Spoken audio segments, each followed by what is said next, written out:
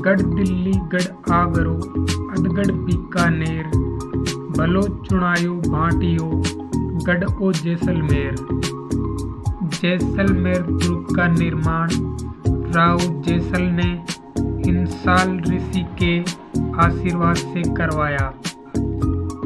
इस दुर्ग के अधिकांश महलों का निर्माण राजा शालिवाहन द्वितीय ने करवाया। यह दुर्ग गोरहरा पहाड़ी पर बना हुआ है। ये पहाड़ी त्रिकोणी आकृति की बनी होने के कारण इसे त्रिकुटगढ़ कहा जाता है। सोनारगढ़ का दोहरा परकोटा कमरकोट कहा जाता है। यह दुर्ग सर्वाधिक 99 बुर्जों वाला दुर्ग है। यह राजस्थान का अंडमान रेगिस्तान का गुलाब गलियों का दुर्ग अनेक नामों से जाना जाता है। जब इस दुर्ग पर सूर्य की किरणें पड़ती है तब यह दुर्ग सोने की तरह चमकता है, जिसके कारण इस दुर्ग का नाम सोनारगढ़ पड़ा। इस किले में हवेलियां, मंदिर, सैनिकों तथा व्यापार के लिए आवासीय परिसर मौजूद हैं, जो इस किले को अन्य किलों से अलग बनाते हैं। इस दुर्ग में चित्तौड़गढ़ के बाद दूसरा लिविंग फोर्ट सेकंड स्थित है। इस दुर्ग के बारे में अबुल फजल ने कहा, जैसलमेर दुर्ग तक पहुंचने के लिए पत्थर की टांगें होनी चाहिए।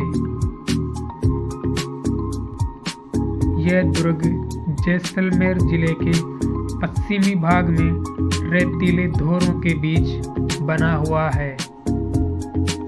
ये एकमात्र ऐसा दुर्ग है जिसके निर्माण में चूने का प्रयोग नहीं किया गया। इस किले का निर्माण पीले पत्थर से किया गया है। यह किला 1500 फीट लंबा और 750 फीट चौड़ाई में फैला हुआ है। इस दुर्ग की छत लकड़ी की बनी हुई है। इस किले की दीवारों को सुरक्षित रखने के लिए गोमूत्र का लेप किया जाता है। इस किले के अंदर जैसल कुआं है। इस कुएं का निर्माण भगवान श्री कृष्ण ने सुदर्शन चक्र से करवाया। इस किले पर 2009 में 5 रुपए का डाक टिकट जारी किया गया। इस किले की ऊपर वाली छत लकड़ी की बनी होने के कारण यह महल को ठंडा रखती है। इस किले के अंदर बादल महल है और बादल महल का ताजिया टावर प्रसिद्ध है। इस किले के दरवाजों और छतों को सुरक्षित रखने के लिए उन पर गोमूत्र का लेप किया जाता था। सोनारगढ़ दुर्ग में कई महल, मंदिर एवं आवासीय भवन बने हुए हैं। दुर्ग तक पहुंचने के लिए अक्षय पोल, सूरज पोल, गणेश पोल, इस दुर्ग में 2.5 साके हुए। जैसलमेर दुर्ग का पहला साका 1299 में हुआ।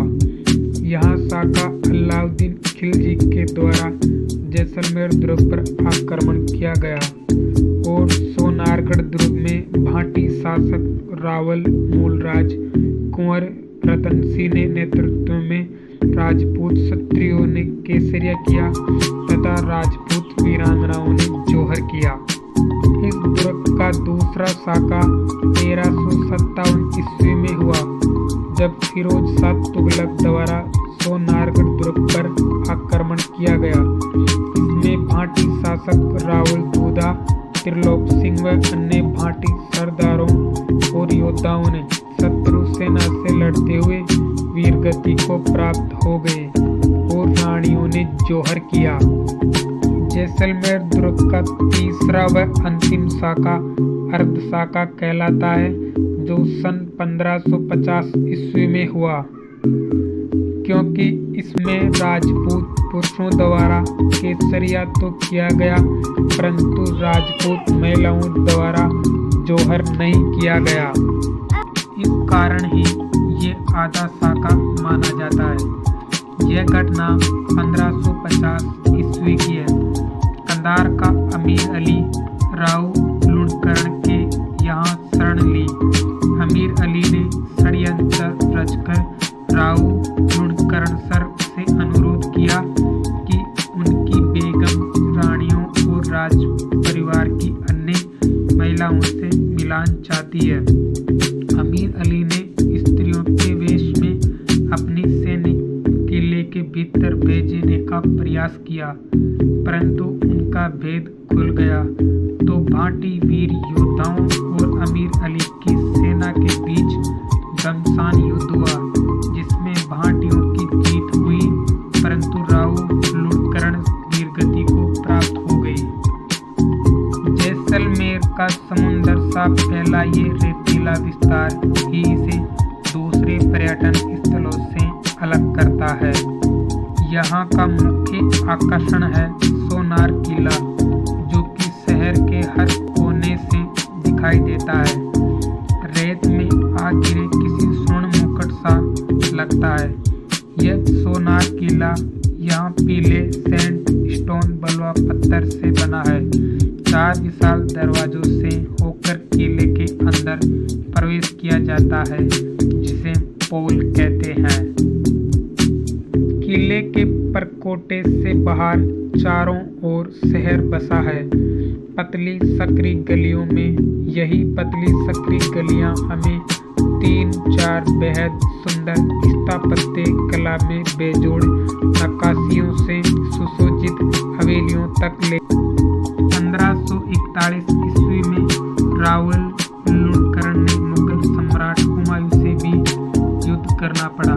जब हुमायूं ने अजमेर जाते समय किले पर हमला कर दिया। उन्होंने अपनी बेटी की शादी भी अकबर से करने की पेशकश की।